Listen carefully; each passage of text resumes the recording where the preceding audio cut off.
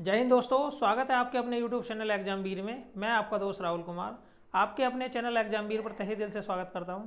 तो गाइस, आज हमारा वीडियो रहने वाला केवीएस के टीचिंग डेमो के लिए, जो मैं आपको मैथ के ऊपर बताऊंगा। दोस्तों, बहुत ही इंटरेस्टिंग वीडियो है। चाहे आप पीआरटी का इंटरव्यू दे रहे हैं जिसमें आपने मैथ के ऊपर टॉपिक है, ठीक है भाई, या फिर आप टीजीटी का भी इंटरव्यू दे रहे हैं मैथ के लिए, तो भी आपको कोई दिक्कत नहीं है। मैं आपको थोड़ा सा दोस्तों अपने बारे में बता देता हूँ। मैं केंद्रीय विद्यालय संगठन के अंदर एक्स पीआरटी टीचर रह चुका हूं और 2018 के अंदर मैंने पीआरटी और टीजीटी मैथ दोनों के दोनों रिटन क्वालिफाई किए थे। और वर्तमान में मैं यूपी के अंदर दोस्तों असिस्टेंट टीचर हूं और मैंने यूपी के टेट और सुपर टेट के एग्जाम के अंदर दोस्तों टॉप भी किया है। और मैं आपको अपने पूरे अनुभव के आधार पर बहुत अच्छी तरीके से बताऊंगा कि आप किस तरीके से टॉपिक बाय टॉपिक, चाहे आप हिंदी में इंटरव्यू दे रहे हैं या फिर आप इंग्लिश में इंटरव्यू दे रहे हैं, तब भी आप अच्छा स्कोर ला सकते हैं। भाई, इंग्लिश वालों को तो बहुत अच्छा स्कोर मिलता है, लेकिन हिंदी वाले भी कुछ बातों को ध्यान में रखकर कम से कम 40 और 45 नंबर ला सकते हैं। और बहुत अच्छा इंटरव्यू चाहते हैं तो दोस्तों आपको बहुत सारी चीज़ों को ध्यान रखना पड़ेगा, जिससे आप 50 प्लस स्कोर कर पाएंगे। सारी की सारी चीज़ों को अगर आप ध्यान में रखोगे तो आप 40-45 प्लस स्कोर ला पाओगे। ये हमारा गारंटी का दावा है। दोस्तों, आज हमारा वीडियो रहने वाला है भाई, देखो, आयत के ऊपर और वर्ग के ऊपर। अगर आपको कक्षा 5 को वर्ग पढ़ाना है या आयत पढ़ाना है, तो आप कैसे पढ़ाएंगे भाई? दोस्तों देखिए भाई दोस्त, सबसे पहले मैं आपको एक आकृति बना देता हूं। तो हम ट्रीट करते हैं भाई। गुड मॉर्निंग बच्चों, हाउ आर यू? कैसे हैं दोस्तों? सब ठीक है भाई? तो दोस्तों, आज मैं आपको पढ़ाऊंगा rectangle. Today I teach you rectangle.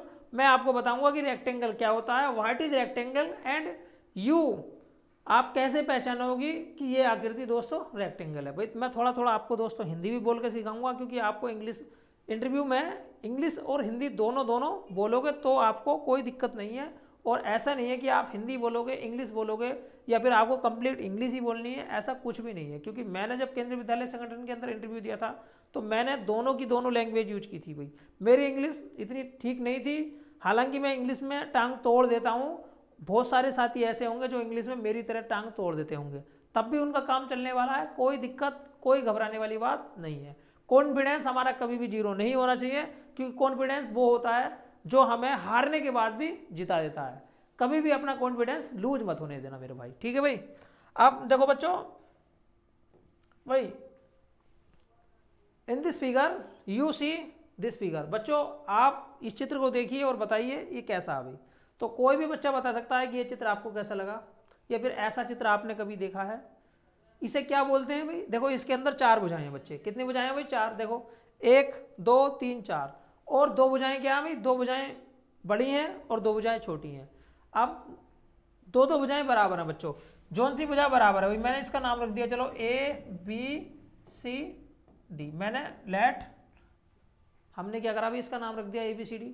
अब देखो, इसमें ए से लेकर बी तक की जो लंबाई है, ए से बी तक की जो भी लेंथ है उसे मैंने एल रख दिया। बी से लेकर सी तक की जितनी भी विड्थ है उसे मैंने बी रख दिया। अब इसमें क्या होता है भाई? आमने सामने की भुजाएं बराबर होती हैं बच्चों। आमने सामने की भुजाएं क्या होती है भाई? बराबर होती हैं। ए बी बराबर है डी सी के भाई, ए बी बराबर है डी सी के। और ये क्या भी लेंथ है बच्चे? ये क्या भी लेंथ है? क्या बच्चों? ये लेंथ है। लेंथ का मतलब लंबाई है। ये क्या बच्चों? ये लंबाई। अब देखो, आप देखिए बी सी बराबर बच्चे, बी सी बराबर क्या भाई? A D. भाई बी सी बराबर ए डी, बी सी जो है ना ए डी के बराबर है, और ये दोनों आपस में क्या थी बच्चों? बराबर थी, ठीक है भाई? ये बी है, तो यहाँ से बताओ इसकी चौड़ाई कितनी है बच्चों? बी है। और ये क्या है भाई? ये चौड़ाई है। ये क्या है बच्चों? चौड़ाई है। आयत के अंदर आमने सामने की जो भुजाएं होती हैं वो बराबर होती हैं। जो बड़ी भुजा होती है वो लंबाई कहलाती है, और जो छोटी भुजा होती है बच्चों वो विड्थ चौड़ाई कहलाती है। ये चीज़ क्लियर है भाई? अगर आपको भविष्य में ऐसी कोई भी आकृति देखने के लिए मिलती है तो आप पहचान सकते हैं कि ये रेक्टेंगल है, ठीक है भाई? रेक्टेंगल की चारों भुजाएं बराबर नहीं होती हैं, आमने सामने की भुजाएं इसमें बराबर होती हैं, ठीक है? मतलब ए बी बराबर डी सी के और बी सी बराबर डी ए के। ये दोनों की दोनों भुजाएं आमने सामने की भुजाएं बराबर है, लंबाई बराबर है और चौड़ाई बराबर है। दूसरी कंडीशन बच्चों, देखो, आपने कभी मेरे भाई आपने प्रकार और जो इस तरीके से चांदा टाइप जो होता है बच्चे, चांदा टाइप जो होता है, ये तो देखा होगा भाई। 90 डिग्री का कोण क्या होता है भाई? 90 डिग्री का कोण सिखाता हूं मैं आपको। देखो, ये जो होता है मेरे दोस्त, ये होता है 180 डिग्री का कोण। कितने का होता है बच्चे? 180 डिग्री का। अगर मैंने इसे बराबर बराबर बांट दिया तो बच्चों ये कितने का हो गया भाई? 90 डिग्री का कोण हो गया। 90 डिग्री कोण हो गया, क्योंकि दो भागों में बट गया, 180 को दो भागों में बांटूंगा तो 90 ये हो गया, और बच्चे 90 ये हो गया। ठीक है भाई, 90 का मतलब होता है बिल्कुल सीधी रेखा, वर्टिकल रेखा। तो यहाँ पर देखो आयत जो होता है वो कितने डिग्री के कोण बनाता है बच्चों, आयत जो है नहीं 90 डिग्री के 4 कोण बनाता है। ये क्या बनाता है भाई, आयत बच्चे 90 डिग्री के 4 कोण बनाता है। और अगर मैं आयत के चारों कोणों के योग की बात करूं, मतलब कोण ए प्लस कोण बी, देखो कोण ए प्लस कोण बी प्लस कोण सी प्लस कोण जी, बताओ कितना हो गया, ये हो गया मेरे भाई 360 डिग्री हो गया। आयत के चारों कोणों का योग कितना होता है, 360 डिग्री होता है। आयत के चारों कोणों का योग कितना होता है बच्चों, 360 डिग्री होता है। ठीक है भाई, यहाँ तक क्लियर आई। आपको ये भी पता लग गया कि आयत किसे कहते हैं, ऐसी आकृति जिसमें चारों की चारों भुजाएं बराबर नहीं होती हैं, आमने सामने की भुजाएं बराबर होती हैं, आयत कहलाता है। ठीक है भाई, in this figure you see. भाई मेरी खुद की इंग्लिश इतनी अच्छी नहीं है, इसलिए मैं आपको बताता हूँ कि आप थोड़ी बहुत इंग्लिश का भी यूज करेंगे तो भी आपको ज़्यादा नुकसान होने वाला नहीं है। ठीक है भाई दोस्तों, भाई सामने वाले आमने सामने वाली जो भुजाएं हैं वो बराबर हैं, देखा आपने।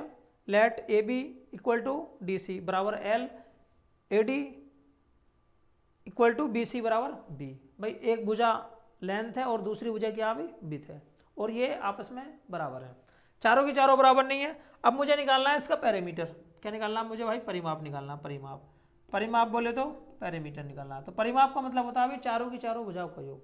बच्चों परिमाप कैसे निकालेंगे बताइए भाई, परिमाप, परिमाप क्या होता है भाई, परिमाप का मतलब होता है किसी भी फिगर की, ऐसा समझ लीजिए हमने उसे नाप लिया भाई, चारों तरफ से हमने उसे नाप लिया, वो कितना कितना बैठा है।